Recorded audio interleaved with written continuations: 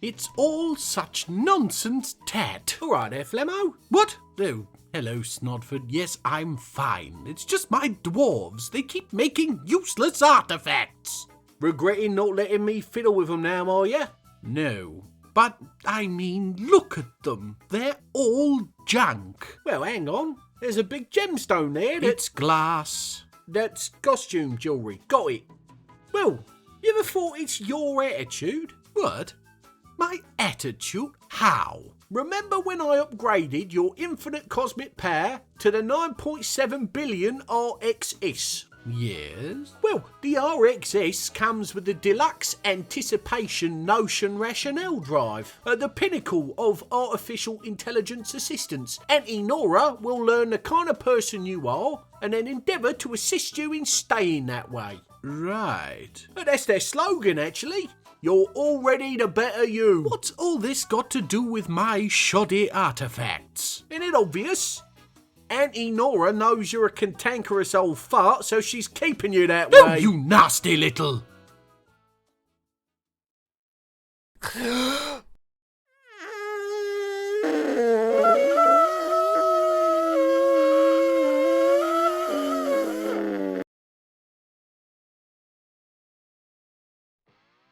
Kutam milunu dizuamid. Welcome one and all to the fort filled with the downright dandiest, diligent, dapper, decent detachment of dwarves a deity ever did deign to design, develop, and delight in.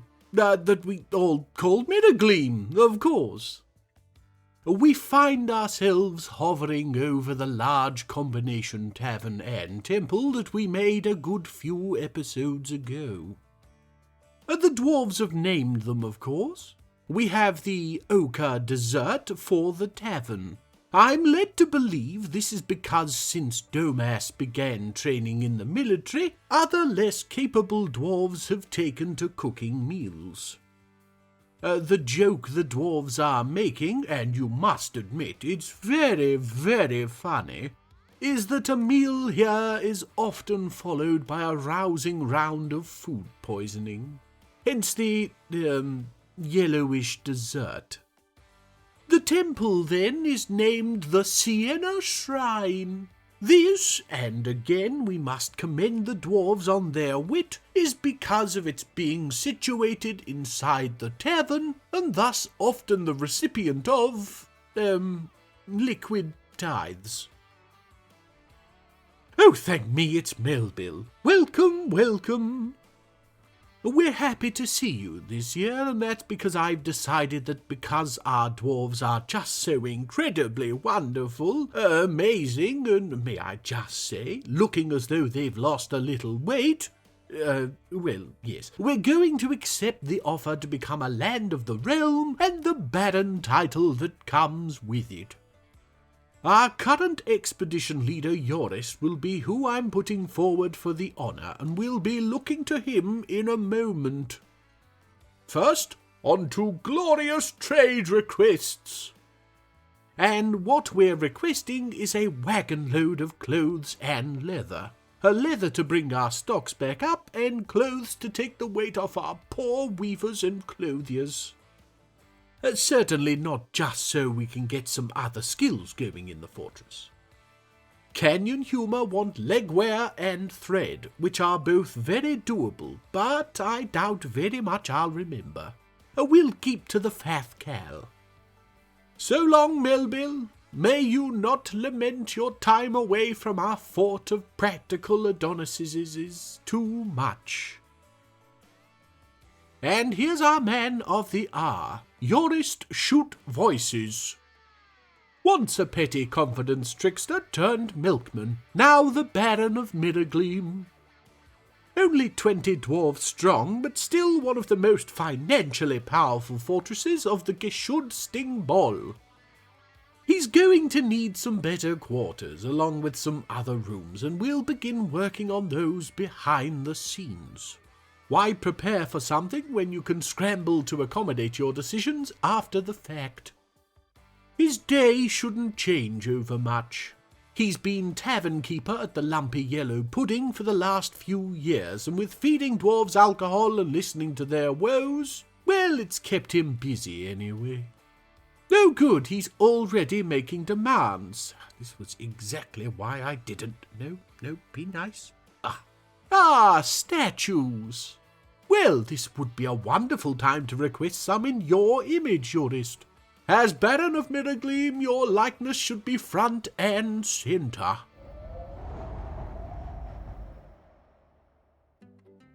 It's got to be in here somewhere. Hello, Mr. Crivis. Oh, hello, Gainsborough.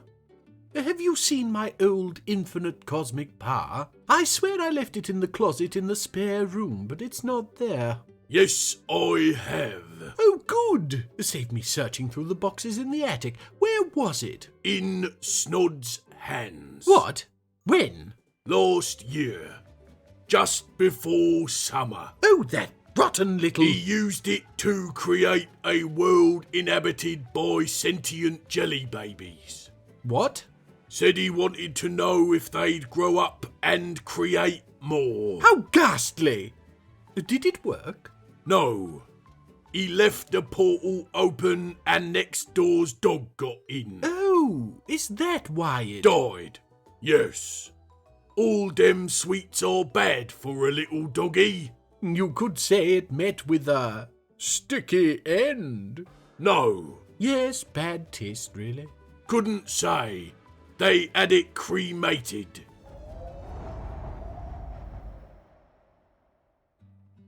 Oh, damn, not yet. I haven't been nice enough. Domas has gone into a strange mood. We all know Domas. He's a skilled cook and organizer, but I feel it's probably his stone cutting that'll be utilized here. I just want one weapon artifact. Is that too much to ask? Well, maybe if what he makes is heavy enough, we can load it into a minecart and fling it at our enemies. Let's give him a minute. While we do, I wanted to show you what I found in the caverns. A helmet snake!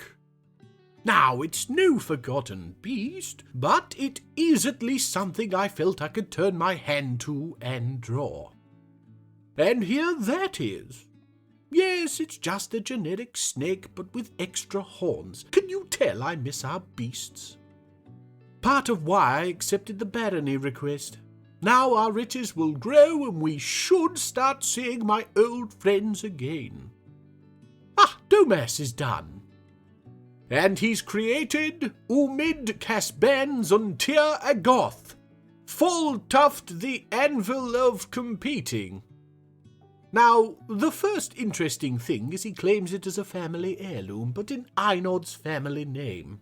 That's Einod his wife, not that there is another Einod, I just wanted to be clear. Which is, of course, adorable. Second interesting thing is that it has upon it an image of Socket Rhyme the Erased Omen, which was the very last artifact to come out of Hammerlock before all that horrible opening a hole to the blackest pits nonsense. Now, it's not worth a lot of Fathcal, the thing's only made from magnetite, but an iron-bearing stone crown with the image of a dwarven steel pick makes for one heck of a powerful symbol. Too bad the name's gibberish. But thank you, Domas. I am genuinely pleased.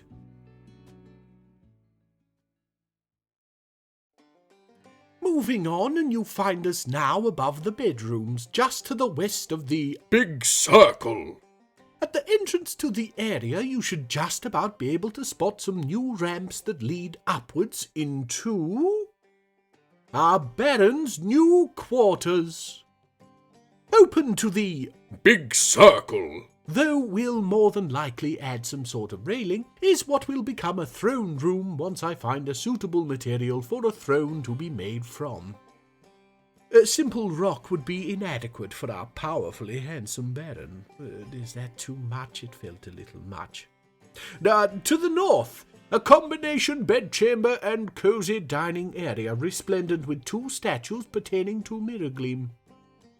To the south, a long study that will allow him to complete his barony duties in style.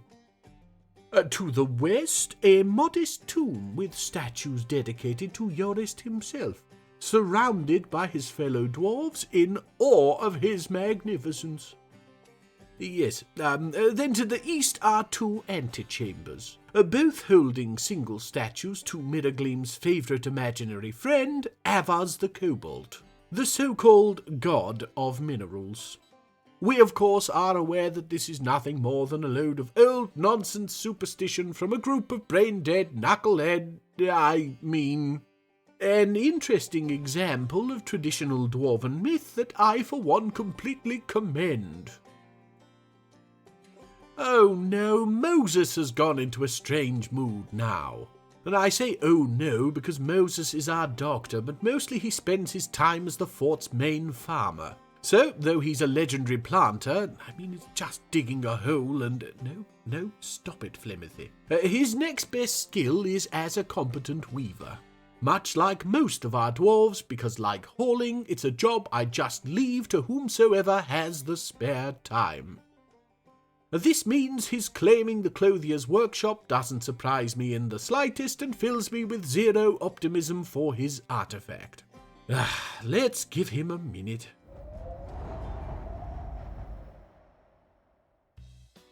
I can't believe you did this to me. Me? You jumped at the idea of an upgrade? Well, yes, back before I knew what it would do to my dwarves. It isn't doing anything. This is all you. Your complete inability to be pleasant.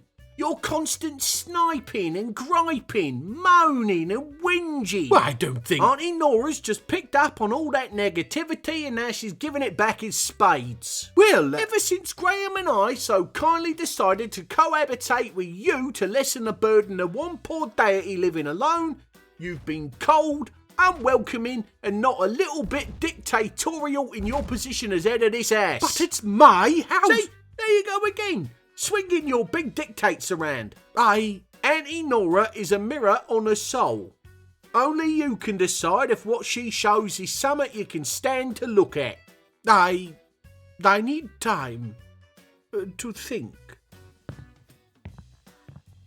Glad I don't have an Auntie Nora. No worry there. 'Cause I don't have an ICP. No, 'cause it don't exist. I made it up.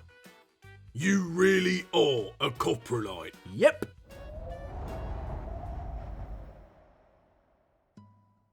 And it's as I feared. Moses has created a sheep wool head veil named Tet Oth Thad. The Lone Crowd. That's a contradiction even. It's a big head doily dedicated to two things in 3 images. The first is Sarvesh and his reindeer leather toga from last episode, Morning Fortune. The second is a simple image of our Queen Law, surrounded by dwarves on her coronation day. This is me reaping what I've sown. A teapot cozy dedicated to a fashion that died out in the 2nd century, and a queen we've never met and probably never will. Oh yay, and now Law has gone into a strange mood, is also overburdened by skill as a weaver, and has manned the clothier's workshop. We'll skip right to our new hanky. Oh wait, it's another veil. Monom Bactus Vabok Ushil. Paper shatters the orbs of ice.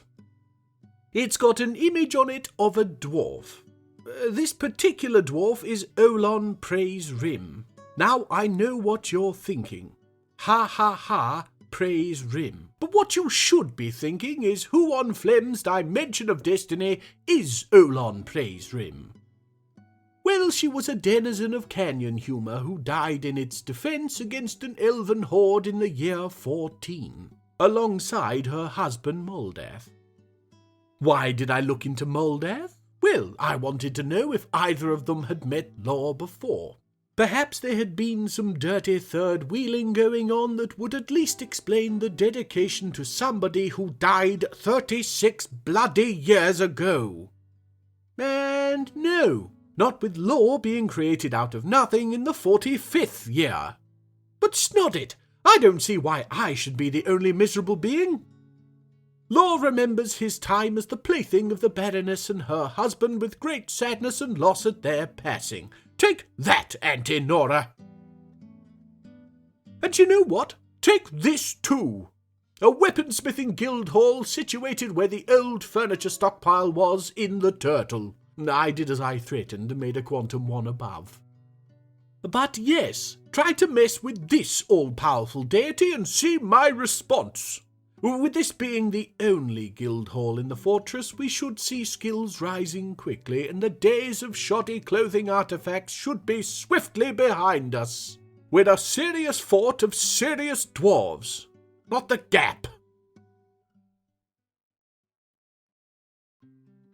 Oh, Melville is back, and that's all fine and dandy, but the truly exciting sight is that of our new traders' wagons.